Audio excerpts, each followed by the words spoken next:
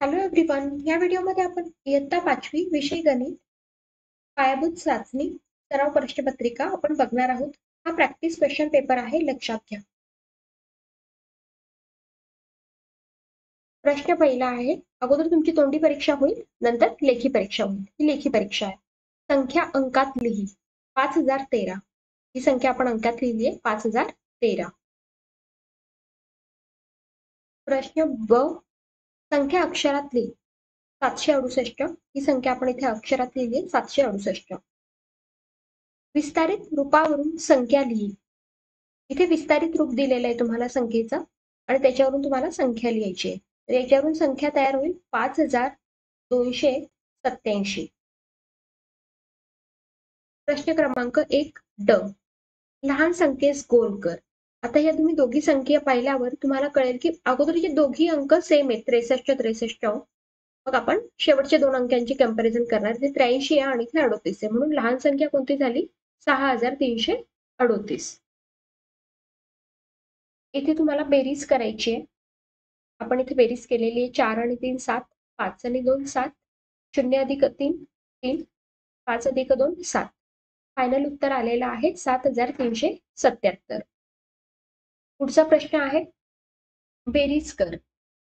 इथे सुद्धा बेरीज करायची आहे अगोदरच्या प्रश्नाप्रमाणे. फायनल उत्तर आलेलं आहे 742. खूप सोपा प्रश्न आहे म्हणून मी सोडून नाही दाखवला. पुढचा प्रश्न, प्रश्न क्रमांक 2 क, एका शाळेत 224 मुली व 195 मुलगे आहेत, तर शाळेत एकूण किती मुले आहेत? तर आपल्याला एकूण विचारलंय म्हणून आपण इथे काय करणार? बेरीज करणार. मग 224 मुली, 195 मुलं हे आपण मांडणी करून घेतली आणि यांची आता आपण बेरीज केली. बेरीज आली 419. मग इथे तुम्हाला फायनल लाईन पण लिहावी लागेल, ओळ, की शाळेत एकूण 419 मुले आहेत. ही लाईन लिहा, नाही तर तुमचा अर्धा मार्क कमी होईल. हे अक्षरी गणित असल्यावर शेवटची लाईन लिहायला विसरू नका. पुढचा प्रश्न, प्रश्न क्रमांक 2 ड, एका रोपवाटिकेत 156 गुलाबाची व 130 मोगऱ्याची रोपे आहेत, तर रोपवाटिकेत गुलाबाची व मोगऱ्याची मिळून एकूण किती रोपे आहेत? तर एकूण विचारलंय. दोघं रोपांची संख्या आपल्याला दिलेली आहे, तर आपण काय करणार? इथे बेरीज करणार. 156 अधिक 130, दोघांची बेरीज केली 286. फायनल उत्तर आलं एकूण 286 रोपे आहेत. पुढचा प्रश्न, वजाबाकी करा. इथे तुम्हाला वजाबाकी करायची. 2तून 0 गेला 2, 4तून 3 गेला 1, 5तून 4 गेले 1, 6तून 2 गेले 4. फायनल उत्तर आलेलं आहे 4112. इथे वजाबाकी कर. 5तून 3 गेले 2, आता 3तून 9 जातात का? नाही जात. मग इथून तो बॉरो करेल. मग इथे 13 झाले आणि 3चे इथे 2 झाले. 13तून 9 गेले 4, 2तून 1 गेला 1, 142 फायनल उत्तर आलेलं आहे. प्रश्न क्रमांक 3 क, मेरीने वृक्षारोपणासाठी 250 आवळ्याची रोपे आणली, त्यापैकी 160 रोपे लावली, तर किती रोपं शिल्लक राहिली? शिल्लक आपल्याला विचारली आहे. 250 आवळ्याची, त्याच्यापैकी 160 लावली आणि शिल्लक आपल्याला माहिती करून घ्यायची. मग आपण इथे काय करणार? वजाबाकी करणार. 250 वजा 160, 0तून 0 गेला 0, ते 5तून 6 जात नाही म्हणून त्याने 2कडून 1 घेतला. मग 15 झाले, 15तून 6 गेले 9, 1तून 1 गेला 0. मग किती रोपं शिल्लक राहिली? 90 रोपं. 90 रोपे शिल्लक राहिली. पुढचा प्रश्न, दोन संख्यांची बेरीज 635 आहे, त्यापैकी एक संख्या 223 असल्यास दुसरी संख्या कोणती? तर 635 बेरीज आहे आणि एक संख्या 223 आहे. मग 635 मधून 223 आपण वजा करणार, तर आपल्याला दुसरी संख्या मिळणार. मग 635 मधून 223 आपण वजा केले, 5तून 3 गेले 2, 3तून 2 गेले 1, 6तून 2 गेले 4. मग दुसरी संख्या काय असणार आहे? 412. पुढचा प्रश्न, गुणाकार कर. 4 शतक गुणिला 7. 4 शतक म्हणजे काय? 400 आणि गुणिले 7. मग 700 7 चोक 28. मग इथे आपण फायनल उत्तर लिहिलं चौकटीमध्ये 2800. पुढचा प्रश्न गुणाकार कर. 364ला 6 ने गुणायचे. 6 चोक 24. 4 इथे लिहिले, 2 हच्च्याला दिले. 6 6 36 आणि 2 38. हच्च्याला इथे 8 लिहिले, हच्च्याला 3. 6 3 18 आणि 3 31. फायनल उत्तर आलं 2184. लॅटिस पद्धतीने गुणाकार कर. आपल्याला इथे लॅटिस पद्धतीने गुणाकार करायचा आहे. मग आपण 26 म्हणजे काय? 20 अधिक 6. मग इथे आपण लिहिलं 20 आणि इथे 6 लिहिलं या चौकटींमध्ये. 15 म्हणजे किती? 10 अधिक 5. 10 आणि 5 आपण इथे लिहिलं. मग आपण काय करणार आता? 10 ने या 6 ला गुणणार. 10 सक 60. 10 ने 20 ला गुणणार. 20 10 200. इथे आपण 200 लिहिलं. आता 5 ने 6 ला गुणणार. 5 सक 30. आता 5 ने 5 आणि 20 चा गुणाकार करणार. 20 5 100. इथे 100 लिहिले. आता आपण काय करणार? हे जे चौकटीतले उत्तर आलेली आहेत गुणाकार करून त्यांची आपण बेरीज करणार. 200 अधिक 60 अधिक 100 अधिक 30 यांची आपण बेरीज केली. बेरीज किती आली? 390. फायनल उत्तर आलं 390. पुढचा प्रश्न, एका चेंडूची किंमत 14 रुपये असल्यास असे 24 चेंडू विकत घेण्यासाठी किती रुपये द्यावे लागतील? एका चेंडूची किंमत किती आहे? 14 रुपये. चेंडू किती घ्यायचे? तसे 24 चेंडू. मग 24 आणि एका चेंडूची किंमत आहे 14 म्हणून 24 गुणिले 14. यांचा आपण इथे गुणाकार केला आणि फायनल उत्तर आलेलं आहे 336. 24 चेंडू विकत घेण्यासाठी 336 रुपये लागतील. 6 गुणिले 8 बरोबर 48. म्हणून 48 भागिले 6 किती येईल? 48 भागिले 6 8 येईल. इथे आपण 8 लिहिलं. पुढचा प्रश्न, भागाकार कर. 37 ला 7 ने भागायचं. मग 7चा पाढा आपण बोलायचं. 7 5 35. मग 37 मधून 35 गेले. 7 5 35 म्हणून इथे 5 लिहिले. 37 मधून 35 गेले. किती राहिले? 2. 7तून 5 गेले 2. 3तून 3 गेलं 0. बाकी 2 इथे आलं भागाकारच्या ठिकाणी 5. क्वेश्चन. पुढचा प्रश्न, भागाकार कर. 488 ला 4 ने भागायचंय. ही पहिली संख्या घेणार. 4 1 4.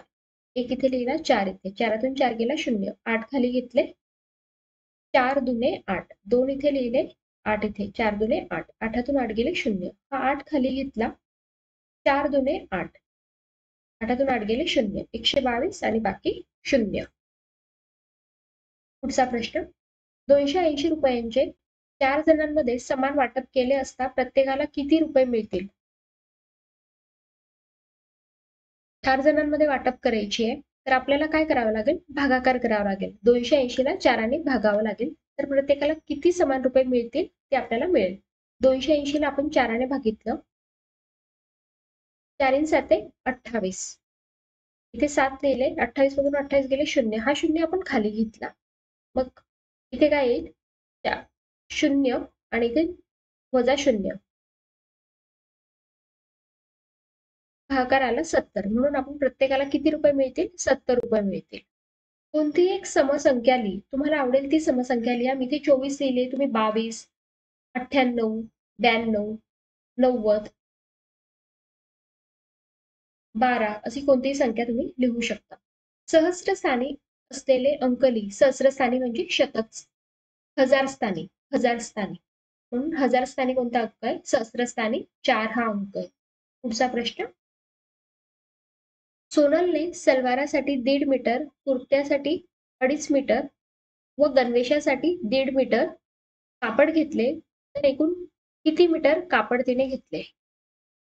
1.5 मीटर सलवारसाठी, कुर्त्यासाठी 2.5 मीटर आणि गणवेशासाठी 1.5 मीटर. अशी सगळ्यांची आपण बेरीज केली तर आपल्याला उत्तर मिळत आहे 5.5 मीटर. सोनलने एकूण 5.5 मीटर कापड घेतले. तुम्ही डिरेक्टली इथं लिहू शकता 1.5 मीटर अधिक 2.5 मीटर अधिक 1.5 मीटर. हे पण केलं तर योग्य आहे. तर 5.5 मीटर कापड लागेल. घड्याळात दाखवलेली वेळ लिही.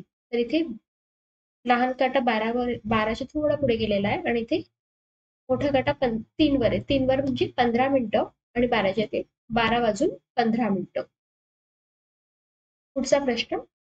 जॉन 15 जानेवारी पासून 22 जानेवारी पर्यंत बुद्धिबळाच्या स्पर्धेसाठी बाहेरगावी गेला होता. तर तो किती दिवस बाहेरगावी होता? 15 जानेवारी पासून 22 जानेवारी पर्यंत. मग 15, 16, 17, 18, 19, 20, 21, 22 हे दिवस आपण लिहून घेतली. हे जर आपण मोजली तर 1, 2, 3, 4, 5, 6, 7, 8 दिवस जॉन बाहेरगावी होता. पुढचा प्रश्न. एकूण रुपये 640 होण्यासाठी खालील दिलेल्या कोणत्या नोटा किती द्याव्या लागतील? 100च्या 5 नोटा म्हणजे 500, 50 रुपयाच्या 2 नोटा म्हणजे 100. 500 आणि 100 किती झाले? 600. आणि 10 रुपयाच्या 4 नोटा म्हणजे 40 रुपये. 640 रुपये ह्या सगळ्यांची टोटल होते. पुढचा प्रश्न. आकृतीत रंगवलेला भाग अंश आणि छेद रूपात लिही. आता इथे एकूण किती भाग आहेत? 1, 2, 3, 4, 5, 6, 7, 8. 8 भाग आपण लिहिले. आणि किती भाग रंगवलेले? 1, 2, 3, 4. मग रंगवलेला भाग आपण वरती लिहिला म्हणून 4/8 उत्तर आलं. पुढचा प्रश्न. चौकटीत ग्रेटर दॅन, लेस दॅन किंवा इक्वल टू यापैकी चिन्ह लिही. त्यापेक्षा मोठे, त्यापेक्षा लहान किंवा बरोबर हे योग्य चिन्ह लिहायचं आहे. तर इथे आपण बघितलं तर 1/6 हा मोठा आहे 1/8 पेक्षा, म्हणून आपण मोठ्या इकडे त्यापेक्षा मोठं हे चिन्ह दिलंय. चौकटीत योग्य ते अंक लिही. 1/4 गुणिला डॅश बरोबर 3/4 पाहिजे. तर मग आपण इथे 3ने जर गुणलं तर 3/4 येईल. 3/1 लिहिलं तरी चालणार आहे, म्हणून 3/4 इथे उत्तर येईल 3ने गुणल्यावर. म्हणून आपल्याला इथे चौकटीमध्ये 3 लिहायचं आहे. बेरीज कर. दोघांचा छेद सारखा आहे म्हणून आपण अंशाची बेरीज करणार. 1 + 2 3. 3/4. पुढचा प्रश्न. आकृती पाहून छायांकित भाग पूर्णांकयुक्त अपूर्णांकात लिही. आता हा एक पूर्ण भाग आहे, हा पण एक पूर्ण भाग आहे. आणि 1 आणि 1 मिळून किती झाले? 2. पण इथे किती भाग दिलेले आहेत? 1, 2, 3, 4. 4 मग इथे आपण लिहिलं. आणि किती भाग रंगवलेला आहे? 1. म्हणून 2 पूर्णांकयुक्त 1/4 हे फायनल उत्तर येईल. त्रिकोणाच्या कोणत्याही एका बाजूचे नाव लिही. कोणत्याही एका बाजूचं नाव लिहायचंय तुम्ही. ल न, ल व, न व कोणतेही लिहू शकता. मी इथे 9 लिहिलंय. खालील आकृतीच्या कोणत्याही एका शिरोबिंदूचे नाव लिही. शिरोबिंदू कोणते आहेत? इथे द आहे, म आहे, ह आहे आणि अ आहे. तर कोणत्याही एका शिरोबिंदूचं नाव लिहा. मी इथे द लिहिलंय.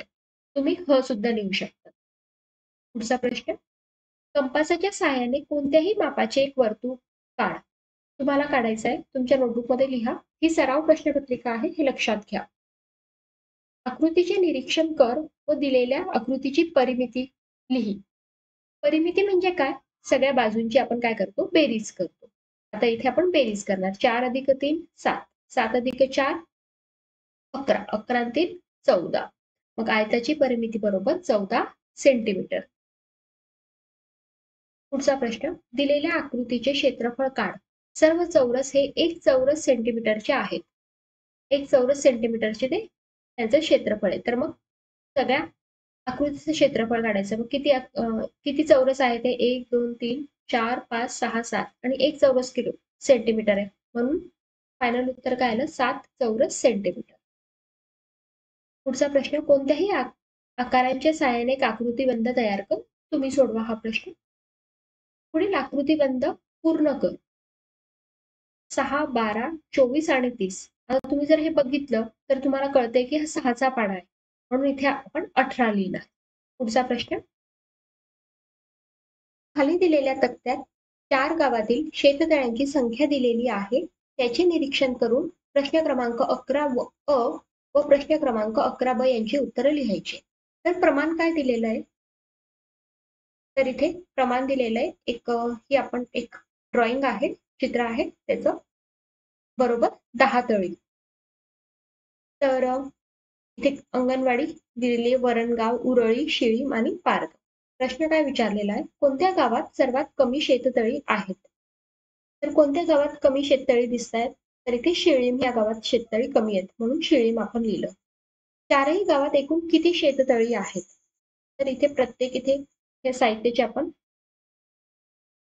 ऍडिशन करून घेऊया, बेरीज करून घेऊया. 1 2 3 4 5, 5 आणि हे 3 आहेत 8, 8 आणि हे 2 आहेत 10, 10 आणि हे 4 14 आणि प्रमाण काय 10 तळी, म्हणून आपण 14 ला 10 ने गुणणार. म्हणून चारही गावात एकूण किती शेततळी आहेत? 14 गुणिले 10 म्हणजे 140. Thank you so much.